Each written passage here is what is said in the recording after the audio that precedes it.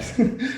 uh, He's going to be arguing for the fact that Jesus does exist, or that did exist as a historical person. Thank you so much, guys, for being here. I'm just going to go ahead and let the speakers introduce themselves. Why don't we start with you, John, and you can talk about your channel. You can basically give us a rundown of what the things that you do, and right after that, we're going to jump with Dr. Boyce. All right. Well, thank you guys for having me today. I'm so glad that y'all, wanted me to come on here and have this debate. I really appreciate being thought of for this type of debate. Basically, I'm the Godless engineer. I have a channel here on YouTube. I discuss a whole plethora of topics, mainly surrounding atheism and any arguments against atheism or for theism, for that matter. We also do a Bible study every Tuesday, and we have response videos that post every week to videos that everybody sees around on the internet. And one of the topics I do cover is the historicity of Jesus and the historicity of Christianity in general. So I do that. I also have an app in the app stores called Crestus that you can go and download, and it's got all the information that I'm going to be discussing here tonight. If you want to go and get that and get up to speed on the most current scholarly information on this topic, then you can go and check that out. Yeah, my name is Stephen Boyce. I'm a part of the City Light Network. Work as one of the apologists and researchers on the team, but I'm also part of the local church plant here on this side of the United States in Asheville, North Carolina. One of the main things, I just finished my doctorate, my PhD, focused primarily on canonicity and textual criticism, but every now and then I'll do a debate similar to this. But most of my work is writing on manuscripts or looking at pseudo-apocryphal text or the actual apocryphal text, the Old Testament, or anything really canon, New and Old Testament. I always enjoy a good discussion. I'm excited about the opportunity, John, to engage a discussion with you as well. And it's always a learning opportunity, no matter where you go, no matter how much you know, there's always something out there to learn, and there's always reasons to be challenged. So I think these discussions are good. I think it's good for Christians. I think it's good for atheists.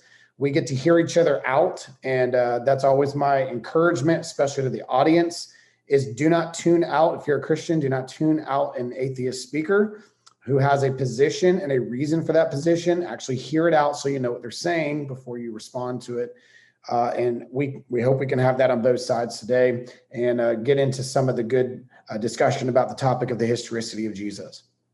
Well, if you guys want to get into it, what we can do is, Dr. Boyce, why don't you get us started? We'll give you your first 15 minutes, and then after that, we'll let John take his 15 minutes, and we'll have the rebuttals after that.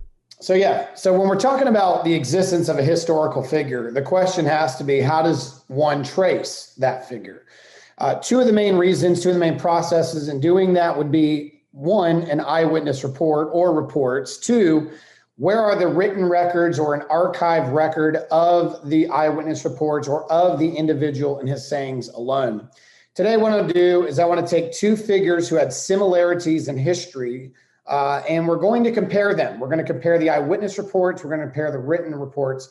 The first one, which is of Socrates of Athens, and then also Jesus of Nazareth, and use these two rules. We're going to try to be consistent with historical data in order to sketch a person as whether they were existing in history or if they were myths. Number one, Socrates. Let's look at the eyewitness report about a guy like him. One of the most famous of his followers was Plato. He was a student of Socrates who wrote extensively about him. Another one, which is a great historian that we benefit from greatly today, is Xenophon. He was a student, also a friend of Socrates, spent many hours in discussions with him. Aristophanes is also another one. He was known as the father of comedy. Now, most of his interaction and discussion about Socrates came from plays. One of his most famous about Socrates was Clouds, which Plato accused him of contributing to a trial that led to his death. In fact, he resented him for this. But these are his eyewitnesses. When we're talking about Socrates, these are his students. There was others as well, which we'll look at in a minute. But they were the ones that were the main go-to guys. Because remember, we're going to talk about this, Socrates did not write down his teachings, just as Jesus of Nazareth did not write down his. This leaves a dilemma.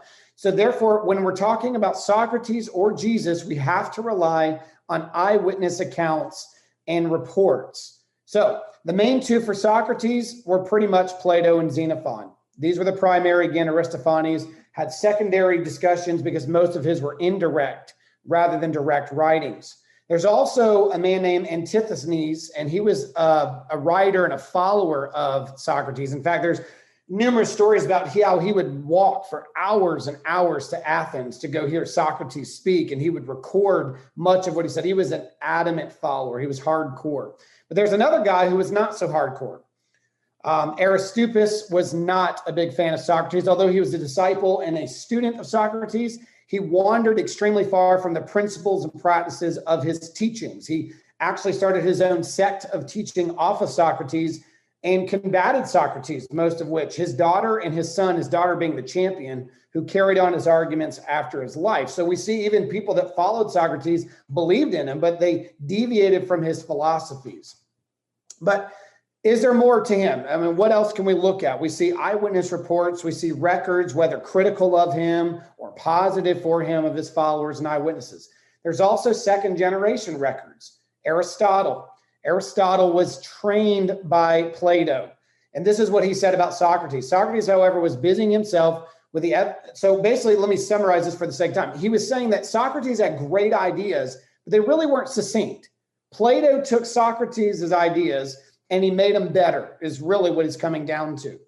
And so when we look at the history of the Greek times here in Athens, where do we find corroborated witness? Where do we find a historian who compiled data all the way to the time of Socrates, all the way into the time of the Maccabees, including Alexander the Great?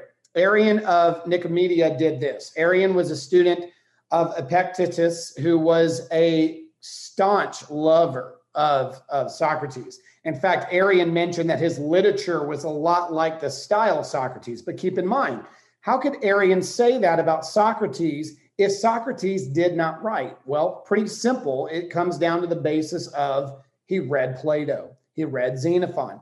What did Arian do? He went to the archives. He went to the records. He went to what any historian would do. Remember, Arian was working at the time under Hadrian, the emperor, the time of Rome being in dominance. He's studying any library and record he could get of the Greek times.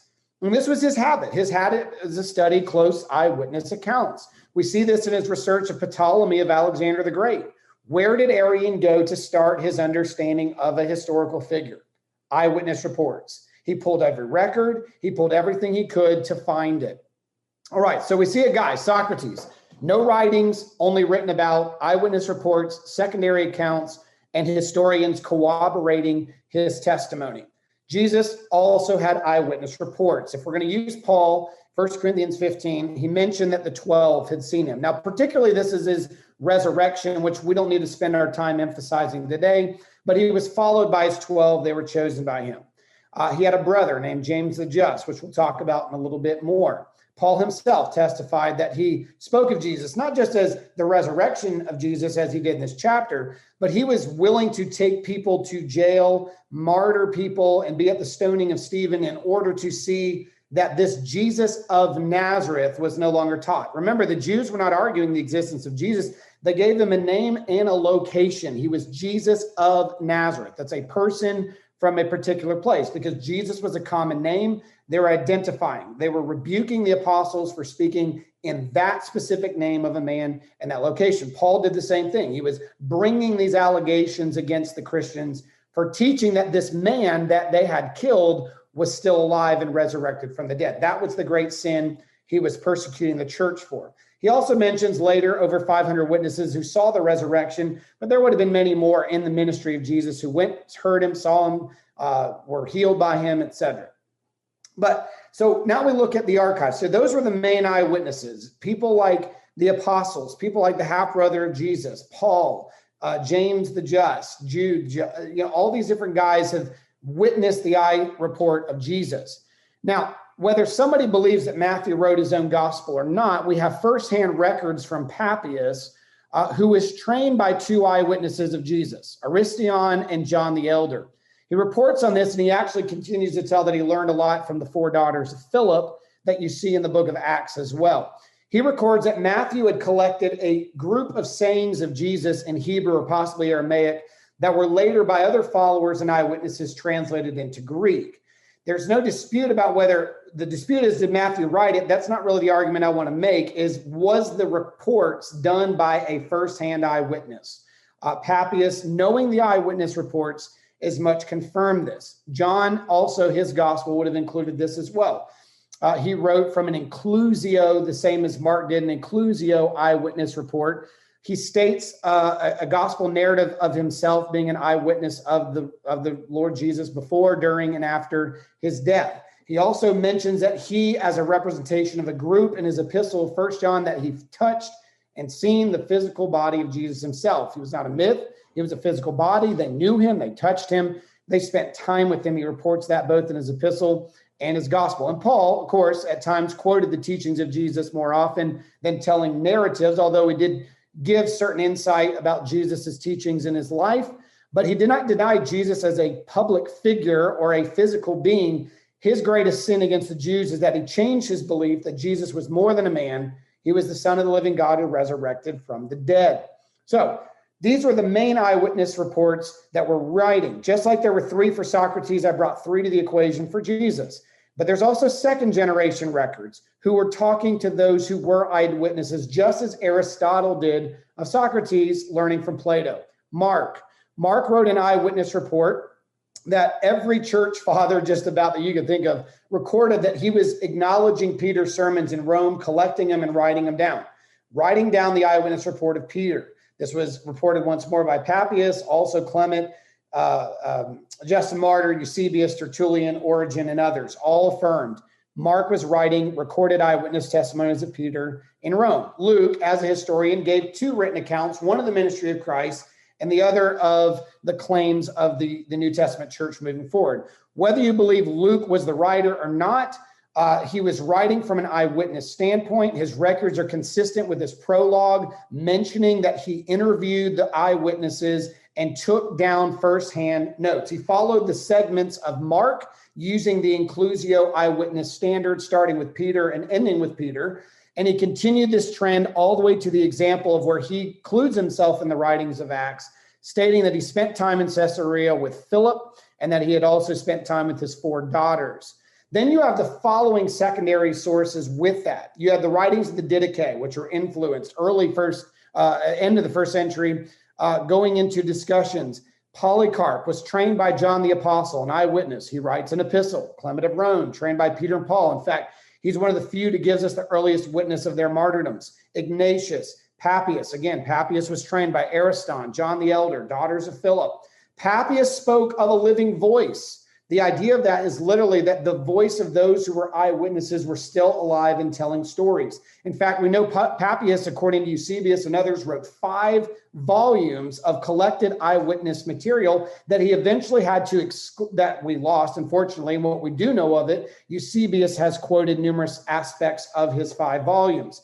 But what we see about all of these is that they have the same base. They have the same document base for quoting the works and ministry and miracles of Jesus. All of them, any of them, at any point in the country. Jerusalem, the West, the East, the North, the South, they're all quoting Matthew, Mark, Luke, and John and Paul's epistles. Every single one of these, because they were trained. This was the standard base. These were the documents. Just like if you wanted to know what Socrates said, you went to Plato, you went to Xenophon, you had to go to the eyewitnesses' records. Just like Aristippus, who deviated away from the teachings, so did Jesus have people who deviated over time. The Nacenes were a Gnostic sect who claimed to go back to his brother, James the Just, according to Hippolytus of Rome. And in the epistle of Peter to Philip, he identifies a physical body of Jesus. The spirit of Jesus communicated with this body, inhabited him, and then abandoned him on the cross. So we see Jesus has eyewitness reports, multiple secondary reports trained by the eyewitnesses, all using the same base text to talk about this person of Jesus. But that's not it. You also have non-Christian sources dealing with this. You have, unless there be some Jewish bias or Christian Jewish bias or Christian Gentile bias, Even the Talmud had to acknowledge a person who they did not like. The Jews did not like Jesus. They spoke of one who came around that time period. Hesychoptitus reports on Domitian. Now, keep in mind, Domitian's at the end of the first century, really bringing in the heavy persecution of the Christian church at the end, predominantly when John the Apostle and John the Elder were alive, a time of Papias. He was interviewing and looking to talk to the family of Jesus. In fact, he was looking for distant relatives. Here is Domitian, a Roman official, dealing with the problem of illegal Christianity, and he's trying to get to the bottom of the sources. He goes and he searches for physical relatives of this person, Jesus. He was not looking for a myth, he was looking for a man. Josephus is often disputed in some of his places when dealing with the physical Jesus. I will not use that report since it is disputed, although I think it is accurate. He talks about the death of Festus, and he talks about how the Sanhedrin had brought before them James, the brother of Jesus, who was called James. He was James the Just, who I mentioned earlier, one of the eyewitnesses. They delivered him, and they tried to bring about execution and persecution in the church, and they brought the brother of Jesus. They recognized him as having a physical brother on the earth. Tacitus was a man who recorded Roman Senate material. He mentions on numerous times he had access to the archives from the Senate. He writes this about Jesus, that Nero fastened in guilt and made an exquisitive torture on classes of people, specifically the Christians. He was burning them alive. And he mentions this, that Christus, or Christ, was whom his name was the origin, suffered extreme penalty during the time of Tiberius at the hands of one of our prosecutors, Pontius Pilate. And most people excuse Tacitus here and say, well, we don't know if it's Tacitus, and he probably just heard that from the rumors of the Jews. Keep in mind, Tacitus had records of Roman Senate. He was bringing out these accusations. He did not speak on behalf of the Jews. He spoke on behalf of his own government officials, Nero and one of our prosecutors, Pontius Pilate, our prosecutor. Don't miss that. He's writing as a Roman, not in rumor mill. So then you have another thing here. We have the Acts of Pilate. According to Suetonius, Julius Caesar's first enactment as a leader was to produce documents day by day from the Senate, publishing to the common people decisions and edicts meant in Rome. These Acts of Pilate were confirmed by three other sources. First, Maximum II. He was, again, non-Jew, non-Christian, forged memoranda of the Pilate providing evidence of his knowledge of Pilate's records. Justin Martyr did the same things. On 3 times, he makes mention of the acts that were recorded by Pontius Pilate. Tertullian, a Roman citizen and a lawyer, points to Roman records for the confirmation about these facts. He states this about the time of Tiberius, the emperor. They all acknowledge that the Roman officials, if they were going to do any work, were to take in any documentation, whether they were taking a prisoner, releasing a prisoner, or crucifying a prisoner, there would have been documentation. It would have been archived. They knew of the existence of Pilate, and they all mentioned the death of Jesus in it, both through Maximum, Justin Martyr, and Tertullian. Then we have our historian. As we saw a historian like Arian coming around for the Greek times from Socrates, Alexander, we have Eusebius, commissioned by, guess what? A Roman governor, a guy Constantine. Just like Arian, he collected data from the history about 300 years after the life of Jesus. And he makes a report that even after him, fellow historians give him great acclamations for his history, that he was accurate in what he did. And also we see Amara bar Serapion, who wrote to his son, a Syrian, not a Jew, not a Christian, not anybody else in the Roman government. He speaks of 3 martyrdoms that were unfair. The first one that I mentioned was Socrates, and that punishment came from executing these people. For the sake of time, he also mentions the Jews who executed their king, which goes back to the inscription that was given Jesus, the King of the Jews, and that their destruction came, speaking of 70 AD, as a result of killing him, but that their legacy moves on. Socrates' legacy moves on through Plato. And here, the wise king of the Jews, his legacy moves on through the law he laid down, which was reported through his eyewitnesses and their documents. It goes back. If Jesus was a historical figure, we have to deal with this reality.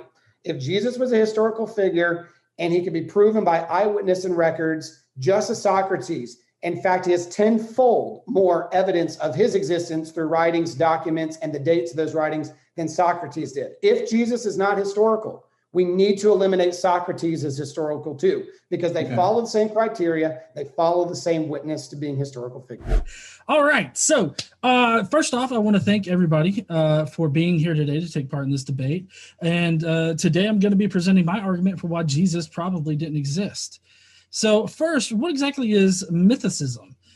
Mythicism is the hypothesis that Jesus did not exist in history. Minimal mythicism stipulates that he was originally a celestial figure who appeared to people after his death and resurrection in the lower heavens or the firmament. There is a lot of evidential support for this hypothesis. This hypothesis also seems to be the most parsimonious explanation for what we find in early Christianity. So today I'm going to be talking about the pre-Christian evidence about Jesus Christ, the origination of the Jewish Christian sect, and finally, the extra biblical references to Jesus.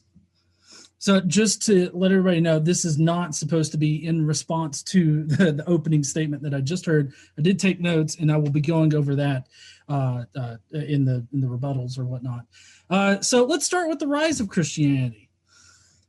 So since Christianity originally started as a Jewish sect, it's important to understand that there was no standard set of Jewish beliefs. There was a vast landscape of different sects that existed in the first century. Their ideas about their religion differed wildly at times. This is acknowledged by a number of scholars, including James Charles Worth, Petro Pacomi, Eric Gruen, J. Andrew Overman, Robert McLennan, Margaret Williams, Morton Smith, Alan Siegel, Hames Charlesworth, as well as Richard Carrier. One example of these groups would be the Essenes, as revealed by the Dead Sea Scrolls. The Essenes rejected the temple and understood that the laws of Moses and understood the laws of Moses in completely different ways than the rest of Judaism. Through Philo of Alexandria, we also understand that there was a syncretization going on between Hellenistic ideas and the Jewish religion. In doing this, Philo's logos, an archangel figure in Jewish lore, is described exactly the same way as the figure we would know as Jesus Christ. Philo describes this archangel as being named Jesus, the firstborn son of God, God's agent of creation, his celestial high priest, and who is involved with the cleansing of the world of sin. Philo of Alexandria uses Zechariah 6:11-13 for his archangel logos figure, and it shows that there were groups of Jews that were searching the scriptures for indications of who and what this Messiah/Redeemer figure was supposed to be. So we also have pre-Christian Jewish traditions contained in the Talmud. These traditions would include an interpretation of Isaiah 53 as speaking about the Messiah, a dying and rising Christ, son of Joseph, as quoted by Zechariah 12:10, and this Christ figure would be pierced to death. While the Talmud dates between the 4th and 6th century CE, the Jews wouldn't have invented a Christ with a father named Joseph who dies and is resurrected to be man's redeemer of sins after Christianity arose. This would only invalidate what the Christians were already espousing. If it did arise after Christianity arose, we should expect to see some argument against what the Christians were claiming, but we don't find that. The book of Daniel lays out a timeline that would culminate in the early 30s AD with the coming of this same Messiah figure. So at this point, we have some Jews in the Jewish community that were expecting a suffering, disgraced, and dying Christ figure named Jesus who would resurrect from the dead and absolve mankind of all their sin. This is the great Redeemer described throughout the Jewish scriptures. Now cue Paul and his Christ figure. Paul was a diaspora Jew who was writing in the 50s CE. He was merging his Jewish ideas with pagan philosophy, literature, and mystery cults, exactly as Philo had done.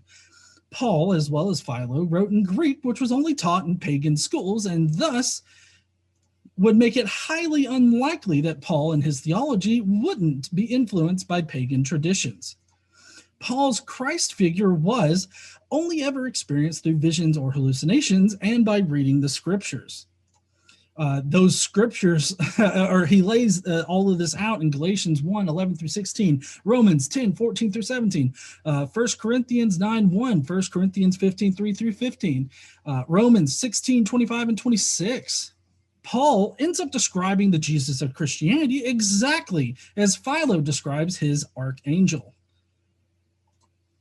They were both the firstborn son of God, which is Romans 8:29. The image of God, 2 Corinthians 4:4. God's agent of creation, 1 Corinthians 10:1 through 4. And a pre-existent being, Philemon 2:6 through 8, and 1 Corinthians 10:1 through 4.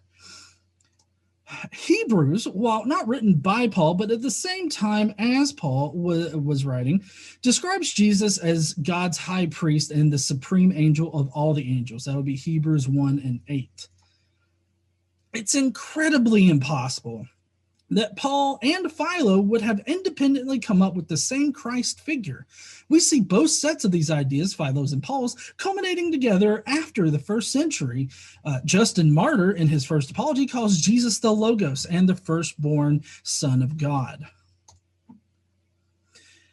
All right, if it's true that there was a diverse set of Jewish beliefs in the first century and more than one group had ideas about this Savior figure, then we should expect to find multiple different messiahs arising around the same time.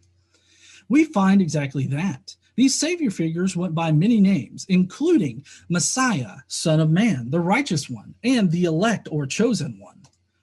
The Jews, including Paul and Philo, were reading the scriptures and pulling out different ideas about this Messiah figure. One of these Messiah interpretations was a conquering military Messiah. We know this because of Josephus describing the Egyptian Messiah who approached Jerusalem with his army from the Mount of Olives, as scripture foretold, but was defeated. It's very plausible that the failure of a historically existing Messiah to deliver on the supposed military victory swayed Jews to the more spiritual or celestial Messiah interpretations that had already won this eternal victory and provided salvation. The death and resurrection was most probably happened in the firmament or the lower heavens. The Ascension of Isaiah is a first century Christian work that explicitly states that this is what happened. The Ascension of Isaiah was later redacted to include a pocket gospel that places the events on earth. However, the earliest redaction of this document did not include this portion. Jesus' death and resurrection in the celestial realm of the firmament would also match what was being taught in other pagan religions of the time, like the Isis and Osiris cults. If Jesus had existed, why would they have needed to infer information about him from the scriptures? Why couldn't they just refer to what Jesus said or did? Why was it so important to Paul that he separate himself from any historical reference? He could have referenced disciples at some point, but he never indicates anyone as a disciple of Jesus. Only apostles. Apostles were those that had a vision of this Messiah figure and had been revealed the truth through the scriptures. In general, actual historical figures like Julius Caesar, Alexander the Great, and others have historical citations supporting their biographies and descriptions. They do not have vague prophecies that are interpreted to mean that they will come and do something. All right, finally, let's get to the supposed extra-biblical evidence for Jesus. The most popular source is Josephus. There are two references to Jesus in Josephus in the Antiquities of the Jews. The first reference is the Testimonium Flavianum. Eusebius's version is the only version we know to exist. All other versions are based on Eusebius's copy. Like the Arabic and Syriac translations, they are both traced back to Eusebius as shown by Alice Wheely. Paul Hopper has shown that Josephus did not write the Testimonium. The verb usage, plot, and structure of the Testimonium indicate that a Christian like Eusebius most likely wrote it. Piling on top of this, the Testimonium is out of place in Josephus's work. It interrupts the flow or the surrounding text with this oddly great review of Jesus. Simply put, Josephus didn't write this part of his work. Next part is the James reference, which was mentioned in the opening. This is most likely an interpolation, as the important parts of this paragraph seem to be more like marginal notes than anything else. The paragraph is confusing as it only seems to become reasonable if you take the part referencing Christ out and replace it with some reference to Ben Damnius that's mentioned at the very end of the paragraph. This seems to be the most parsimonious explanation for that paragraph. Josephus clearly never wrote anything about Jesus. Next is Tacitus. He was writing in the 2nd century, and he was writing about Nero and the burning of Rome that occurred in 64 CE. We would totally expect Christians to definitely exist in 64 CE. It's very plausible that the Christ reference is interpolated, but even if we grant that Tacitus originally made the reference to Christians and Christ, it only proves that Christians were in Rome in 64 CE. We totally expect this on minimal mythicism. He most likely got his information from Pliny the Younger, considering they were pen pals. Simply put, Tacitus does not provide an independent reference to a Jesus Christ existing in the 1st century. And here are some other common references. Pliny the Younger. He was writing in the 2nd century and interrogating Christians, so he just shows what 2nd century Christians believed, not an independent historical source. Lucian of Samosata, he was also writing in the 2nd century and only vaguely references what some Christians believed, not an independent historical source. Suetonius wrote about Acrestus, a Jewish instigator that made the Romans mad, not an independent historical source for Jesus Christ, though. Thallus is another one, but he uses fourth-hand information and doesn't even tie any of the events he mentions to Jesus or even to the Palestine area, not a reference at all. Marbar Serapion, also writing in the 2nd century and also only vaguely talks about what Christians believe, not an independent historical source. Simply put, there are no references to this Jesus figure outside the Bible that don't also depend on the Bible for its information. So, to summarize my case, Jesus probably didn't exist. The 1st century Jews were reading the scriptures for information about this supposed Messiah figure. Different groups of Jews came to similar, if not the exact same, interpretations of scriptures concerning the Messiah. Both Jews and Christians attest to the preexistence of this figure known to both groups as Jesus. Paul never cites any historical source concerning Jesus and even separates himself from any historical sourcing. There are no independent external references to Jesus. And so that's why I am not convinced that Jesus actually existed in history. I understand that my opponent has brought up a whole slew of different things, and maybe we can get to that in the responses, but that'll be it for my opening statement. I hope that you guys enjoyed it. I know I did. And I guess we'll hand it back over to the mods. I appreciate the presentation, John. Thank you for sharing the information you have. And I think you represented his position well. A couple things to note in the discussion about Jesus as far as Paul's writings went, particularly with him only viewing him as visionary and so forth. He was representing a group not just of himself, but earlier followers. In fact, he placed himself at the very end, saying that he was born out of due season. There was a time that he came into the equation. He was later, but he had also spent time with Peter. He had spent time with James.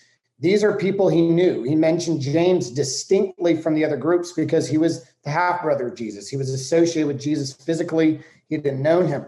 One of the things that was said as well is that the Greek structure of text writing would have only been known to be taught in pagan schools.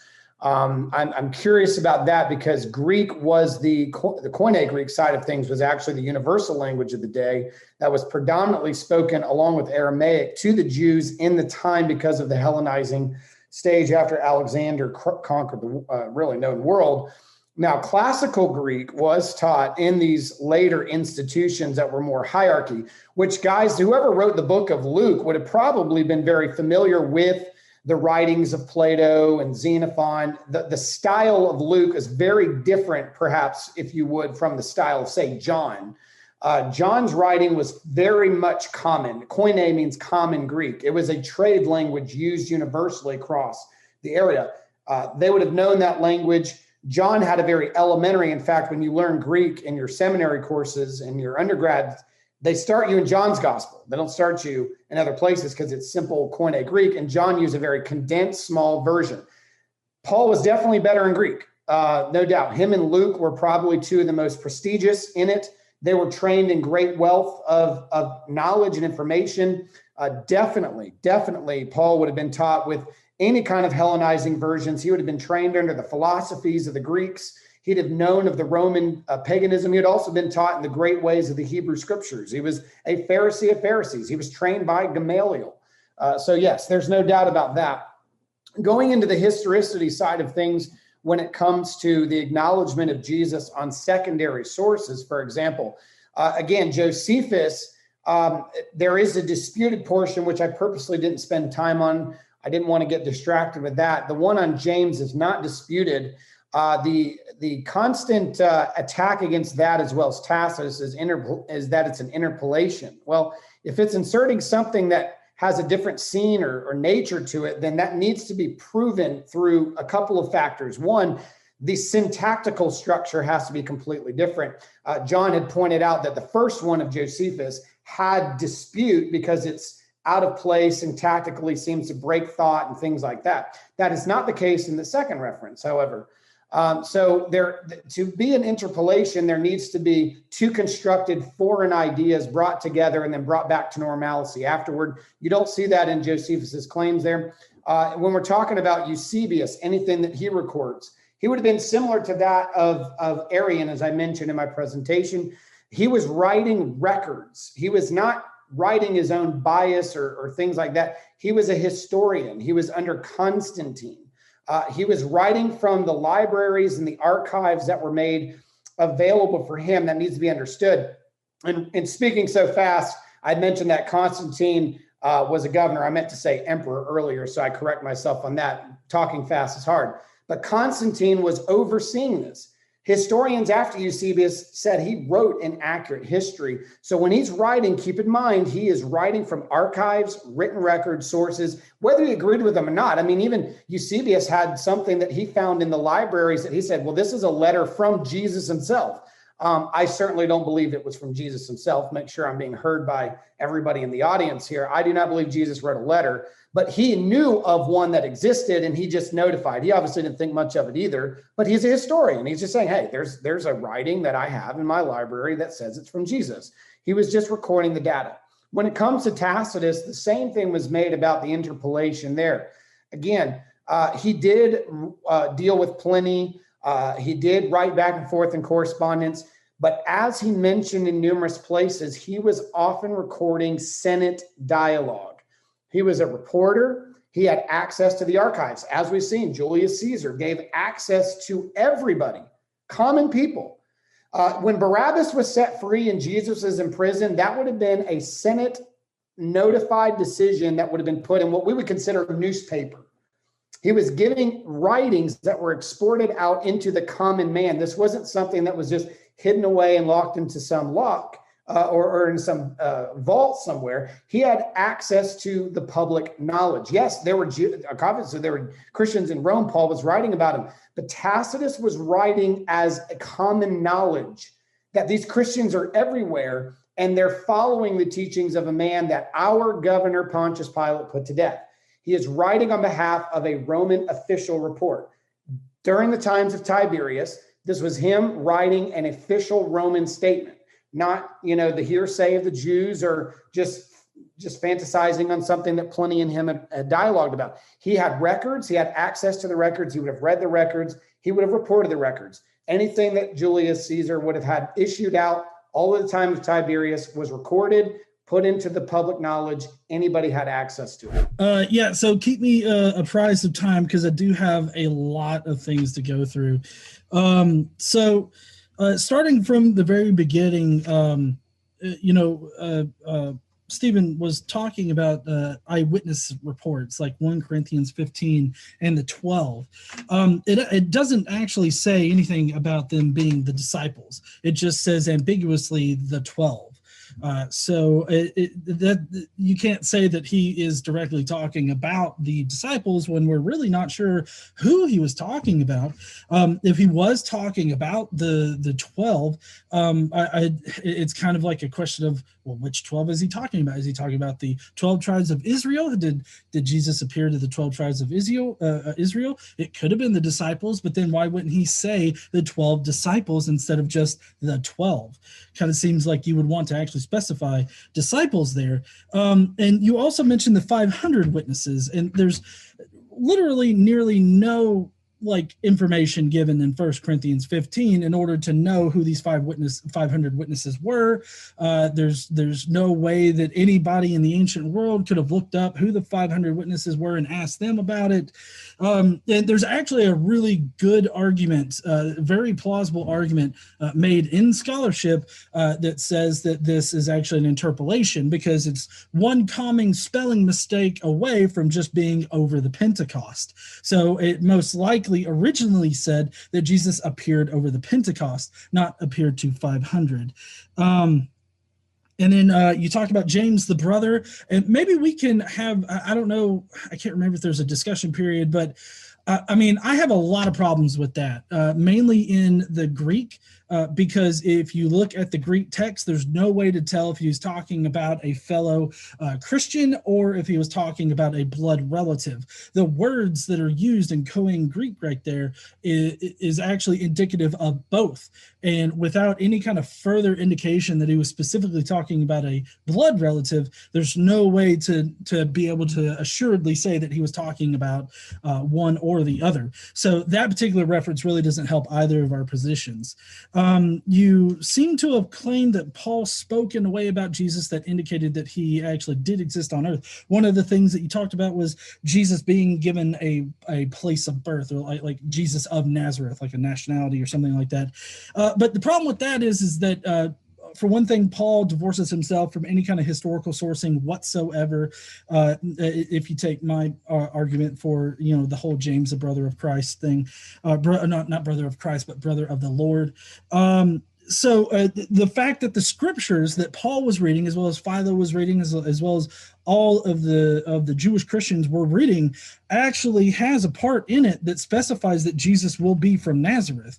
So given that is already pre-existent in the Jewish ideology, then it seems to me like placing that on Jesus is just something that they pulled from the Old Testament, not something that may have happened in actual history. The apostles, you say that they were eyewitnesses. The apostle doesn't mean eyewitness. Apostles, as far as Paul and the other apostles go, is just somebody who's been given a revelation of Jesus, or has been given a vision of Jesus. So that doesn't mean eyewitness. That just means that they had hallucinations.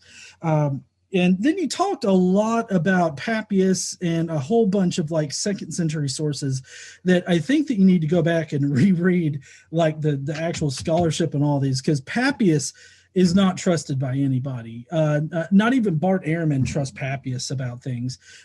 Papias was known to elaborate on stuff.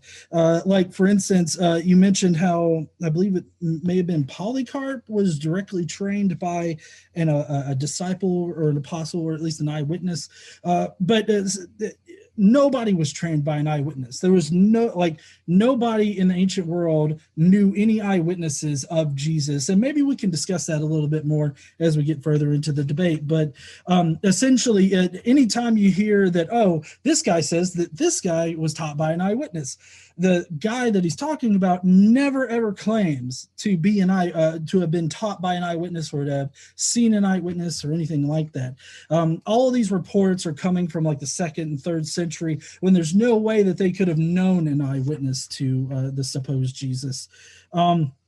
Then he started claiming really weird things about the Gospels, like Mark composed eyewitness reports in order to tell his gospel. That's not true whatsoever.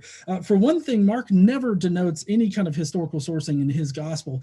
In fact, none of the Gospels cite anybody as a historical source. The only source that they actually cite are scriptures. That's all that you'll ever be able to find in the Gospels. And then let's see. Oh, you mentioned the Talmud, how the Talmud mentions Jesus. Actually, that particular Jesus existed about 100 years or so before the supposed Jesus of Christianity.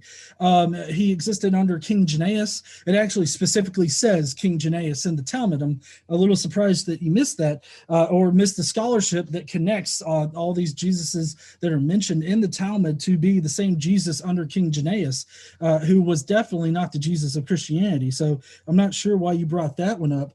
I actually hadn't heard this Domitian interviewing the family of Jesus. The family of Jesus is never heard of, even after his death. We don't know what in the world happens to them. So I'm not prepared for that one. Maybe you can educate me on that a little bit, but that'll be something I have to look into. And then you go through Josephus, Tacitus, Suetonius.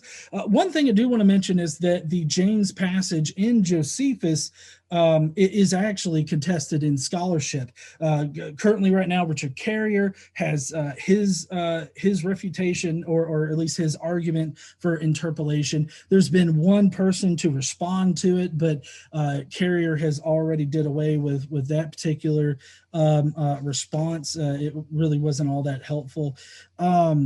Paul, let's see, talking about the Paul, the brother of the Lord. Oh yes, so I'm kind of curious. Maybe you can bring this up, but would you consider that speaking Greek and writing Greek were two completely different skill sets in the ancient world? So while the speaking of Greek was the common thing to do, writing of Greek was a lot more uncommon. And you actually thought, huh?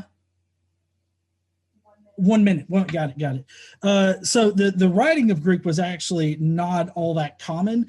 You would have actually had to have gone to a school, a pagan school, in order to learn how to write that kind of Greek. So my argument still stands about how Paul would have been influenced by pagan ideas and that he was syncretizing Hellenistic traditions with the Jewish religion. Let's see, Eusebius is like Arian.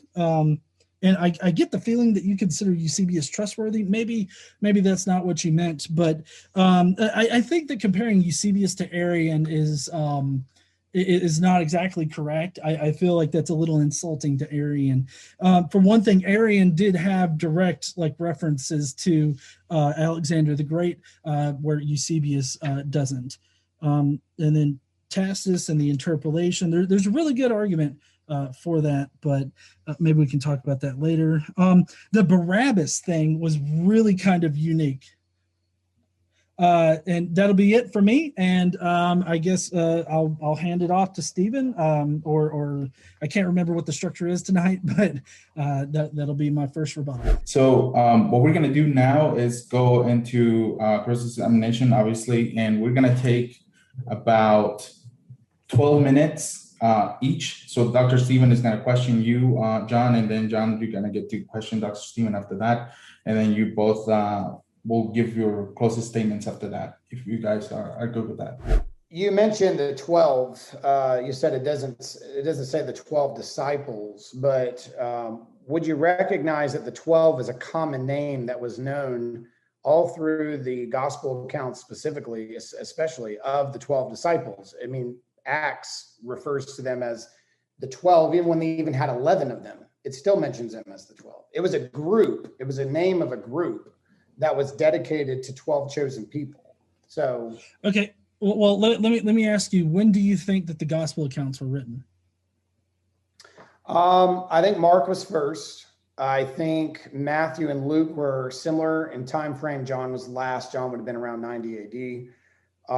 I think that personally, I believe, according to the witness of the fathers of the churches who were started by Paul, started by Peter, and so forth, they all attested to the fact, I know people disagree with this, and that's fine, that Luke was he was a proponent of Paul, and his writings of his gospel account was Paul's, and which is why Paul in his writing said, according to my gospel.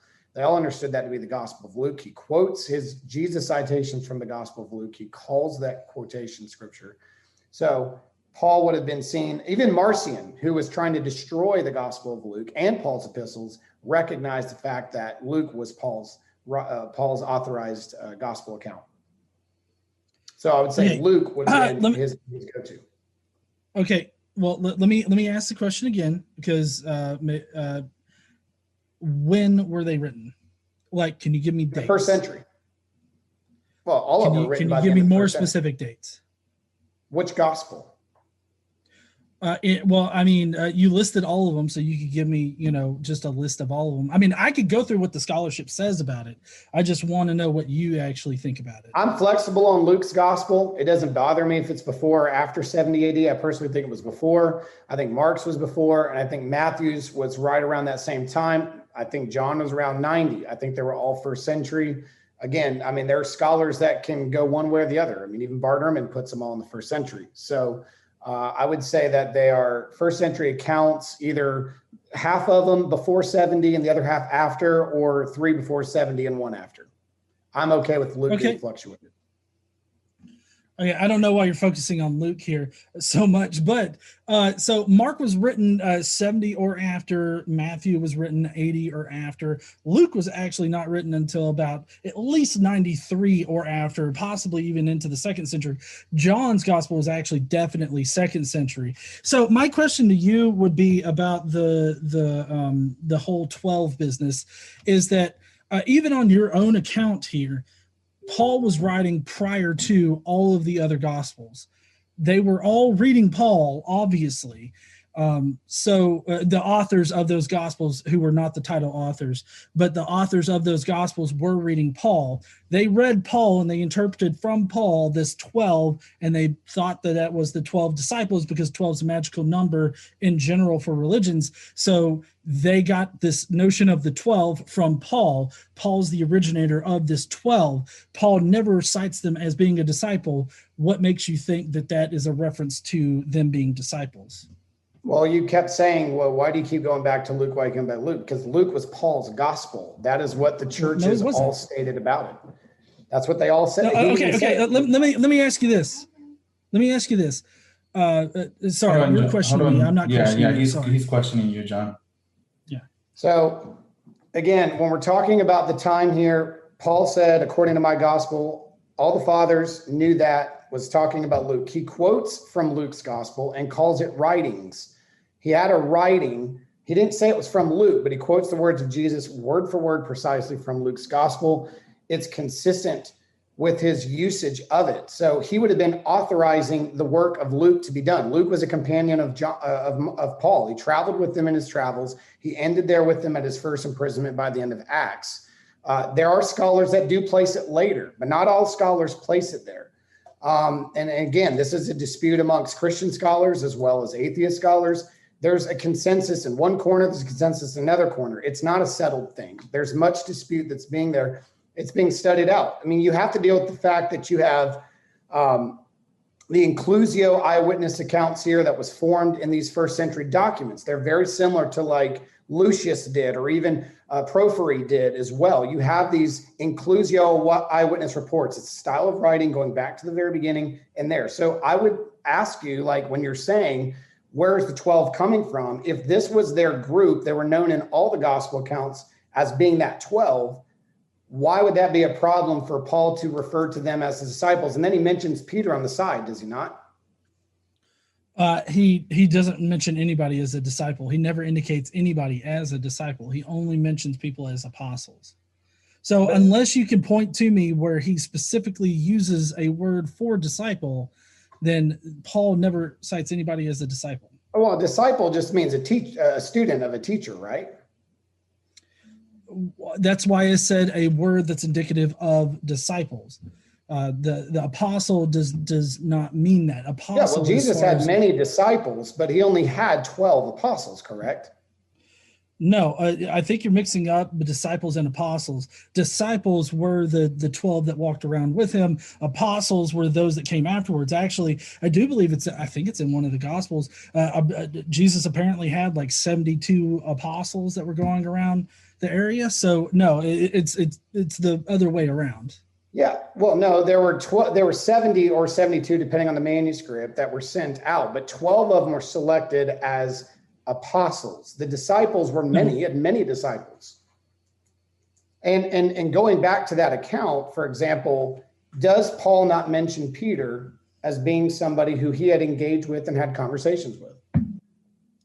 Yeah, he does. But does Paul ever mention Peter as a disciple? Sure. I mean, he just mentioned him particularly, No, specifically, distinct from the rest, does he not? Well, no, he mentions him as an apostle, but not as a disciple. I'm sorry that again, they're interchangeably used both in all the gospel accounts. The apostles were a select group who were eyewitnesses from the beginning of the time of John the Baptist up to the time of his death and resurrection. And that's what they did in Acts chapter 1. Were they not doing that in Acts 1 when they were trying to replace Judas Iscariot? They gave criteria for an apostle. In fact, Paul gave a criteria for an apostle. He had to be an eyewitness of the resurrection of Jesus. But their criteria was it not going back to the very eyewitness account of being with Jesus from the time of baptism of John to his death?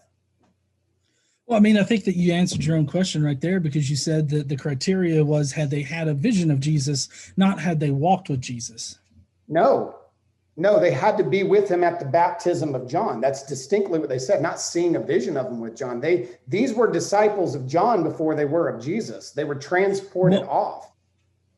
Okay, well, as far as I know, like Acts, I consider Acts to be historical fiction, so that's not really linked to any kind of history whatsoever.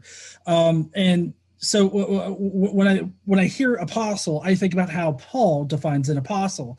Paul considered himself an apostle, which he never knew Jesus when he walked on earth. So it simply cannot mean that an apostle was somebody that actually was there at the baptism in the river with John and everything like it just simply cannot mean that in the text. You cannot have, when you're looking at this, for example, with Socrates or Jesus, whichever figure you want to use, nobody's going to follow the teachings of someone who didn't write unless they were with them and reported of them. Correct? I'm sorry, can you say that again? Just like with Socrates, who had Plato and Xenophon and all these others, no one's going to follow this without some sort of transmitted message from somebody. They're not just believing an ideology, they're believing the teachings from a person, correct? Well, the person would be Paul, and Paul would be getting his information from Jesus through visions. If that were the case, then Paul wouldn't have said in Galatians 1:11, that he did not get his information from anybody on earth. He only got his information from a vision of Jesus. Yeah. Well, going back into the back time of history here, because I don't think we're getting much in the disciple apostle discussion. Going back to the history of understanding the sources, you have eyewitnesses. Would you say that there are far more documents containing and surrounding the existence of a person of Jesus than a Greek leader named Socrates? Well, it's very important to distinguish here, because what we're looking for, as far from a historical point of view, are independent references to Jesus, and not sources that are dependent upon other sources. If I have one source and then I have another source, but the other source got its information from the first source, then I don't have two sources. I just have one source. And it's the earliest source, the one that's independent of the others. So the only independent source that we actually have, if you can consider it independent, is Paul's source. But did Socrates write, or did people write what he said? I'm not here to debate Socrates. I'm here to debate Jesus. But if we're following the rules of history for historical figures, Socrates and Jesus are in the same position. They were teachers in a place. They were both killed. They both had followers. They both had recorded statements about him. They both transmitted that to their followers, and they had historians writing about both of them. They're in the same boat. If we use the criteria of history, eyewitness reports, whether you're using the inclusia eyewitness reports of Mark or John, or you're going through Paul, whether you put them in there, you had eyewitness reports testifying, passing it on to teachings. You said, for example, Papias is not reliable. Yet I've taken courses from Bart Ehrman's teachings, and yet he uses Papias as a starting point. Would you say that Papias is unreliable based on just the fact, what would be because we don't have the full 5 volumes? I mean, where are you saying Papias is not reliable at all? Well, but primarily because he regularly inflates his reports. I mean, a good book to read about this is Bart Ehrman's, I believe it's Jesus Interrupted, or maybe Misquoting Jesus. I can't remember which one it is, but in it, Bart Ehrman relays that, Papias regularly embellishes all of his stories. Like, for instance, Papias once said that Judas, after betraying Jesus, he ended up bloating up to the width of a street and then exploding. So, I mean, that's just one particular instance that Bart Ehrman in his book mentions. But, I mean, as far as Bart Ehrman using Papias for some kind of historical thing, I would say that that's kind of contradictory to what he actually says in his books. So I'd have to look into Bart Ehrman using Papias as a starting point as far as using him as a historical source. But Papias, because when guys like Bart Ehrman have guys in history that they see as reliable or not reliable, they don't dismiss everything they say. Just like if there's bad historians, there's good historians. We don't dismiss everything they say. And with Papias specifically, he speaks of talking with two guys who were with Jesus of that 70 you were talking about, and that was John the Elder, who is also confirmed again by others like Eusebius that he was buried in Ephesus and that you go to his tomb. And Aristion was one of the other of those 70 as well. Papias had spent time with them. 4 daughters of Philip came to him in Hierapolis and spent time discussing the ministry and work of Jesus as well. And then John can go ahead and ask you any questions that he has, and he'll have a little bit over 12 minutes, maybe like 12 and a half or something like that. So the one thing that I remember that I specifically cited to, discuss was the Greek of the 1 Galatians 19, where Paul calls James the brother of the Lord. I'm not sure how well versed you are in Greek. Is there any way that you could tell me your thought process behind going with the blood relative versus the kinship, like the fictive kinship definition? Most of my work in my seminary has been in Greek. What verse are we talking about? I can't remember. 1 Galatians 19. Galatians 1:19. Yeah. Adelphon. You're talking about the term adelphon in Greek? Yes.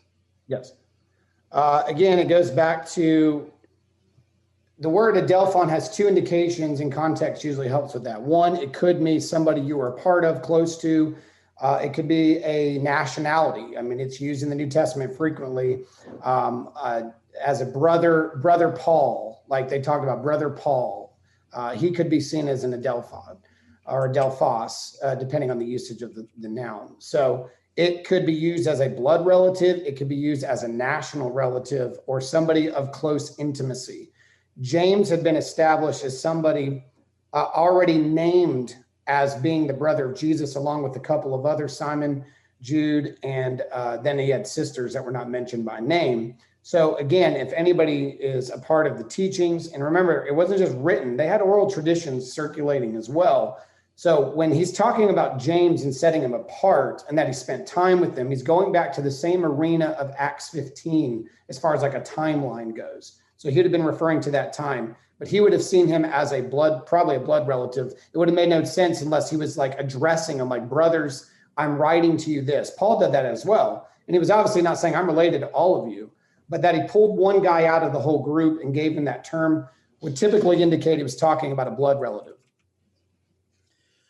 So I'm kind of curious, where do you think that James was already established as being a brother of Jesus? Again, the gospel accounts, but the gospel accounts were not just written. No, but no. See, Paul was writing before the gospel accounts were being written, so it's actually Paul that's the first one to proclaim "brother of the Lord" as far as James goes. But also, "brother of the Lord" is only used one other time, and that time it's just as different. Now, in that other reference to "brothers of the Lord" in Paul's work, he also uses the exact same word to reference these sisters. But these sisters were actually the wives of the apostles. So do you think that the apostles were engaging in incest in the first century, or do you think that they were fictive kinships? No, again, but you're misunderstanding the fact that the written accounts were not the origin of things. The current events had already taken place. The teachings, the people that were amongst Jesus, they were already teaching the message of Jesus far before the written text ever came. They didn't just show up on the scene for the first time ever. These were they already knew the brother of the Lord. They knew the writings of Paul, yes, but they also had their family members with them. They had the apostles with them. They had Cephas with them, as called Peter. These people were already circulating a message far before Paul was even writing. So there is an oral tradition before a written tradition. It's not that these people are oblivious to these terms like, well, where did these come from? Well, Paul created them. No, the real life events had already taken place in the world. Okay, well, I see, I'm not talking about the oral traditions. I'm just talking about what's actually written. And so if we could just stick to like what's actually being written down, because we can't know what the oral traditions were. We can't know what James they said. is a leader in the church. There's a lot of history about James as being the bishop or overseer. Well, the James that's in Galatians 1 is different from the James that's in Galatians 2. The James that's in Galatians 2 is an apostle. The James that's in Galatians 1 is not an apostle.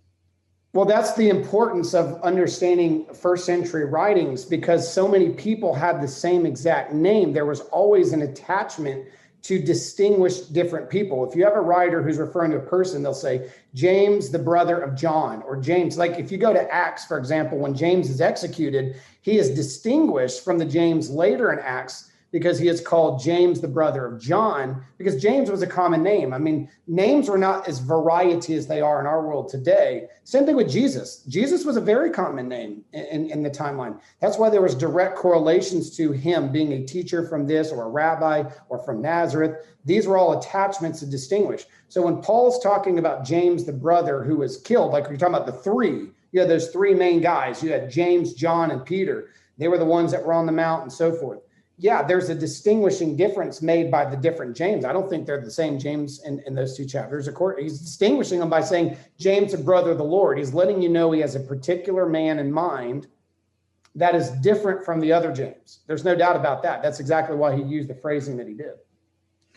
Well, yes, I would agree that it's very plainly that James is very distinct from the James that's mentioned later in Galatians, as well as very different from Cephas, who's mentioned along with James, because in that particular that place in Galatians 1:19, he's actually separating this James from an apostle and saying that he was just a general Christian rather than an apostle, which would have been on a much higher, I guess, pedestal as far as in the Christian community than just a regular Christian. I mean, would you at least agree that the familial terms used at this time were very convoluted with blood kinship?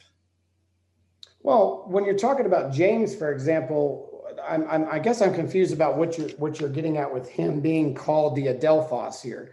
I hope you don't think I'm saying that both Jameses and Galatians are the same. I do think there's distinguishing differences between them. I don't think they're the same man. I guess I'm misunderstanding where you're going with that. I don't believe they're the same. Well, yeah. Well, I mean, I was just pointing out how he definitely is differentiating the two James, but and even differentiating James from Cephas. But the general assumption I get from apologists is that the differing thing was that James was a literal blood brother, but just given the text, we're not given that kind of indication. We're not being told that he is the blood brother of Jesus. We're told that he's a brother of the Lord, which seems more or less like a, fictive kinship, because, Jesus had to die and then resurrect in order to become the Lord.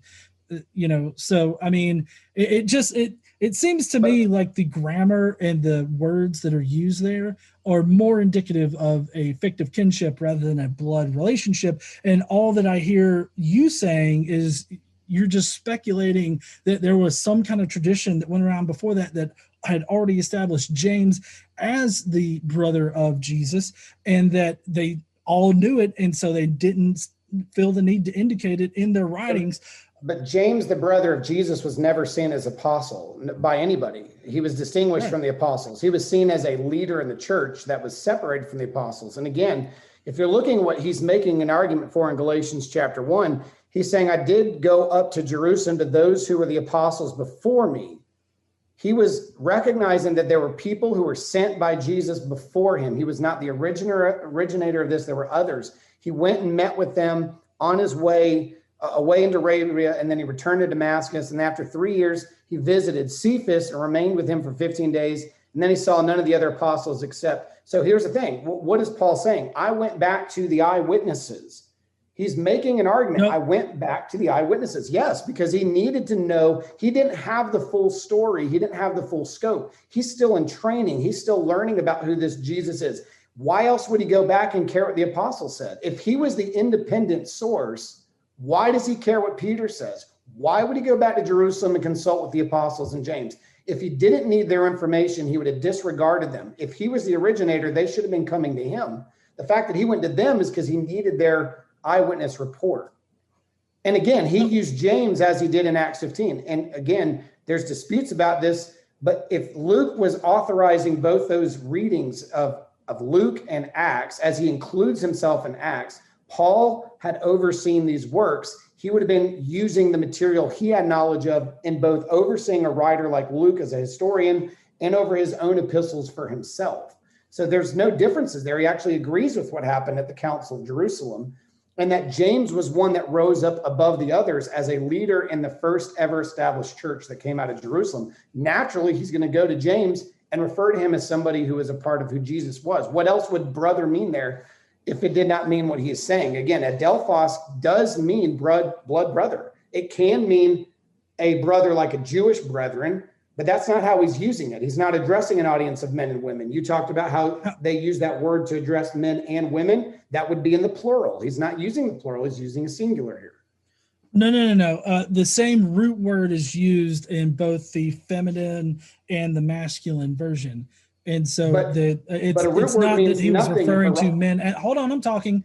He's not referring to like men and women all together. He uses the same root word when he's talking about a sister of the Lord or a sister in Christ, as well as a brother of the Lord. But you're still not giving me any kind of indication in that passage of how it strictly only means a blood relative, when Paul regularly uses that word all throughout his epistles to reference people that are not literally his brother, or that were not brothers in the sense of being a blood brother. So you would need some kind of indication there that differentiates between the two usages. But I just simply don't see any kind of argument that you're giving me. You can't make an argument of Greek terminology from root words. We'd be here jumping all over the world. A root word means nothing. It's the establishment of how he builds on the root word. A Greek root word has many facets to it. He specifically used here an accusative noun, which shows possession. It is the brother of the Lord. It is the brother that he's possessed. It's a possession here. He's particularly used it in the formation that he did, not as a general term. You're trying to make an argument that Paul was using a general term from the root when he used a specific term of possession, and that is a flaw if you're using that as a Greek argument. No. I did not make the argument that you're saying that I made. I made the argument that the literal word that's on the page means both blood and kin. And the literal word that's on the page in the feminine form is also used to describe women as sisters in the Lord or sisters of Christ or female Christians. So that's the actual argument I was making. No need to straw man me or something like that. I'm not. But also another thing, hold on. This is my time to question you. Another thing that you said is that Paul felt like he needed to go to Jerusalem and consult eyewitnesses. And that doesn't make sense. Huh? One more question. Yeah, talking about questions. We went over time, but go ahead. Right. So my question is that if Paul was going there to consult eyewitnesses because he didn't know, everything that he was supposed to be teaching or whatnot, why earlier in Galatians 1 did he say that he did not get his information from any person on earth? And then why in Galatians 2 did he confess that he didn't receive any new information from the other apostles when he went to consult them about the gospel he was teaching? He didn't gain any new information from anybody else. It seems contradictory what you're saying versus what the text literally says on the page. Is that a question? Yes. Why? It's contradictory. Why do you think that Paul mentions that he? Because he was not convinced about who Jesus was from the apostles. He wasn't a convert of the apostles. It wasn't their testimony that convinced him that Jesus from the dead. He was going after these guys. He had 7 of them pursued after, including killing one of the 7 that were there in Jerusalem, Stephen. He was there collecting the coats of those who martyred him, and he was commissioned by the high priest himself to trail into Damascus to go bring into captivity men and women, those that taught this Jesus of Nazareth from the dead. He wasn't bringing people into prison as a persecutor of the church based on a mythological being, and he was not converted by the testimony of the apostles. He did not care what they had to say. He was ready to imprison them and kill them if it were up to him, he would have. That was his goal. He was imprisoning men and women. He was not converted by the apostles. He did not have a conversion from them. His conversion was from direct revelation from Jesus himself. So he would not need anybody else to convince him about who Jesus was. They could not have convinced him about who Jesus was. He sat there and listened to an entire sermon of Stephen at his stoning, heard the full presentation of Jesus from the time of the Exodus all the way to the time of their day. He didn't care what Stephen's message was about this Jesus of Nazareth guy. They killed him. They put him away. They didn't care. He was determined to deal with the purity so that the temple could still be worshiped in. His conversion was on the road of Damascus, direct revelation from Jesus, not sent by for example, the apostles seen many people saved in their eye testimony witness in Acts 2, Acts 3, or their message that portrayed. Paul was not one of those converts. It was direct revelation. And he was trained, and that's the point that he was making. He disappeared and had direct revelation from Jesus and trained by him. He did not need them to define the gospel. He had learned the gospel from Jesus himself. He did not say he didn't need to know anything about the history from them. He said he didn't need to know what the gospel was from them. He had already had that foundation established by direct revelation. That's what he's saying here. He's not saying he didn't learn anything from them. He was talking about particularly about the gospel message, about the person of Christ and who he was. All right, John, do you have any thoughts? Well, I mean, yeah, I do. Just that everything that he just said is contradictory to the words that are on the page. I don't care what Paul did before his conversion. I only care about what Paul writes down in his epistles after his conversion. And so to mention that, for one, is kind of misleading. It's sort of a red herring. And then for two, to say that, to make it out like I was making an argument that Paul was convinced by the apostles when that's not even what I said, I think is a bit dubious. And in fact, what he said is contradictory to what Paul says in Galatians 2 about not gaining any kind of new information from the apostles that he did talk to in Jerusalem the second time. So I just don't know how to argue against just misrepresentations like that. All right. Well, with that, we're going to go ahead and jump to the closing statements from both of you guys. It will be 8 minutes for both of you guys. So when we're talking about once more the history of a person or a sketch of a person history, the criteria has to be met. There has to be eyewitness accounts. There has to be written documentation. There has to be archived accounts within that. When we're sketching it out, whether it's Jesus Christ of Nazareth or Socrates of Athens, whoever it may be, There has to be a record of this individual, his teachings. We have far earlier records of Jesus and his ministry than we do of even historical figures like Socrates. The history is obviously and always dismissed. The records are always dismissed. What we have here is we have eyewitness reports, whether it's Papias learning from eyewitnesses, he is not seen as reliable. The churches were started by the apostles. They wrote about this. You have historians writing about this. You have lawyers like Tertullian writing about this. John Mark, who wrote the Gospel of Mark, which most people do not dispute, went down into Egypt, started churches in Egypt. His followers, whether you're talking about Alexander, when you're talking about these others that went down and became bishops of the same churches that he started, are carrying the stories of how these things happen that are consistent.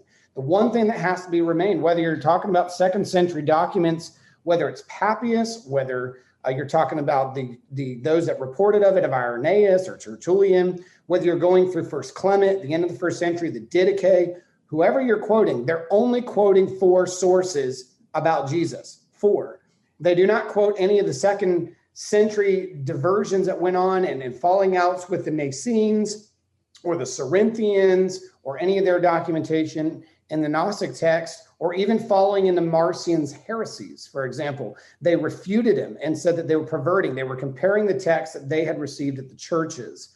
These were quoting the same 4 gospels every single time. Matthew, Mark, Luke, and John. Every time they quoted 4 gospels. They quoted Paul. They quoted Peter. They were very fond of Peter's writings in 1 Peter, especially Polycarp. Polycarp wrote often and quoted often 1 Peter, quoted 1 Peter more than anybody.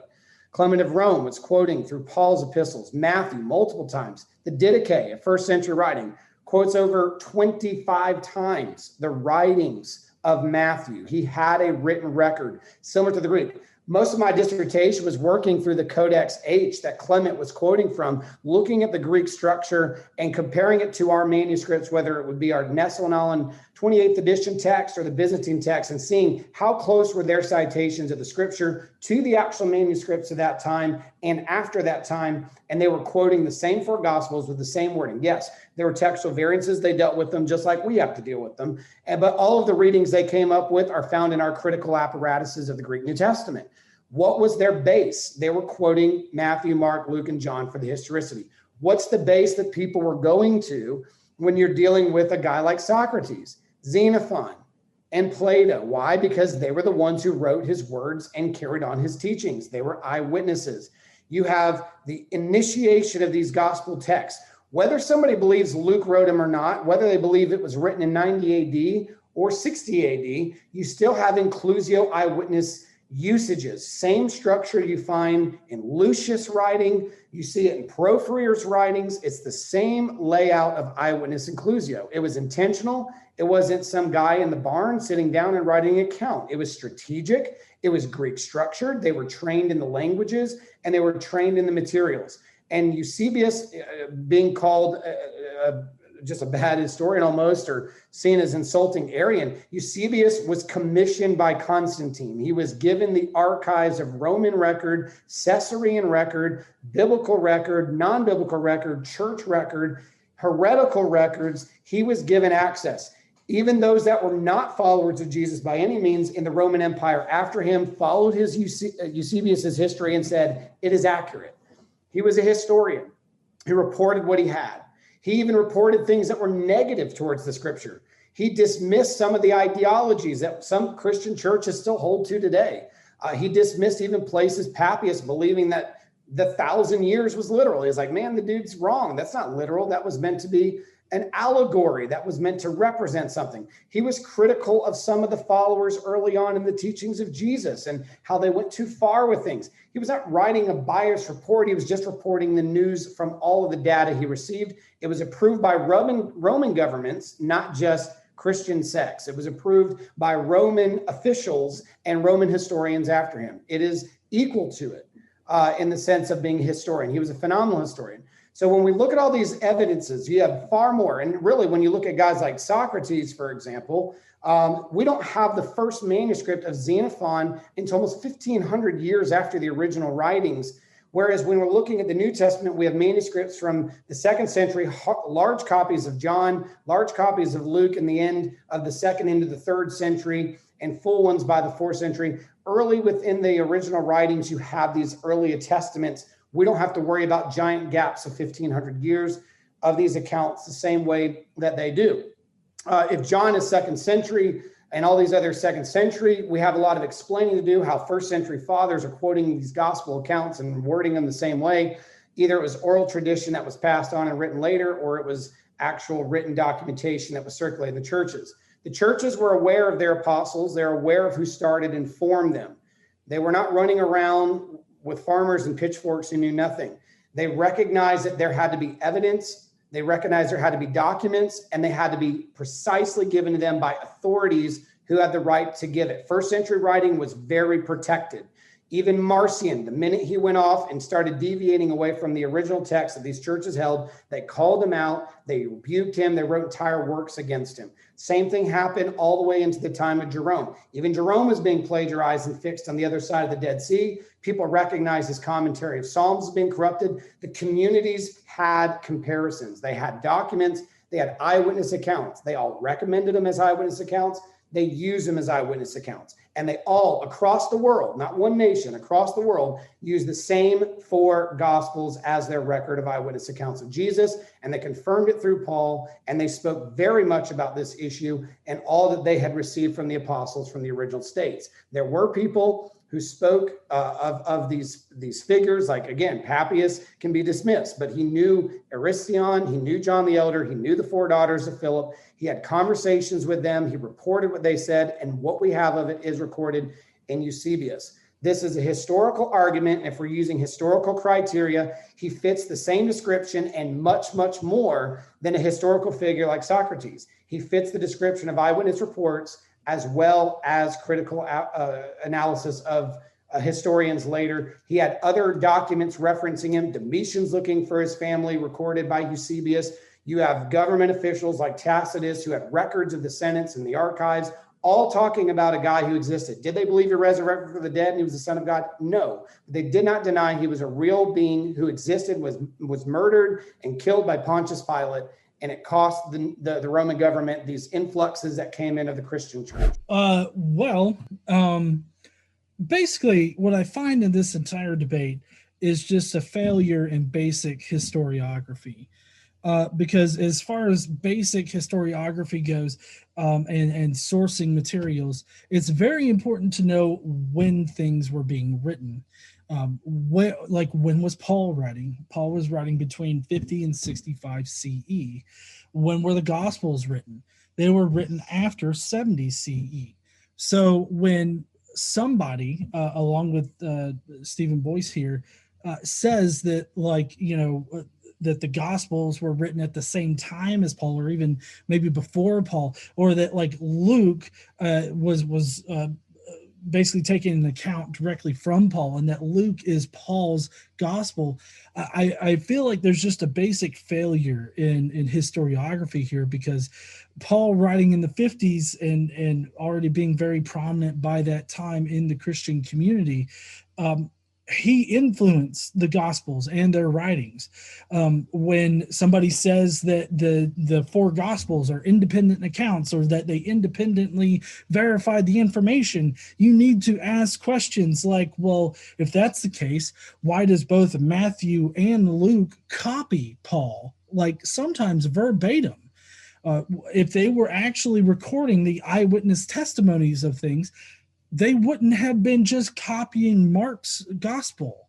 And as far as John's gospel goes, he was writing in response to Luke. So he already had Luke's gospel as well as Matthew's gospel as well as Mark's gospel.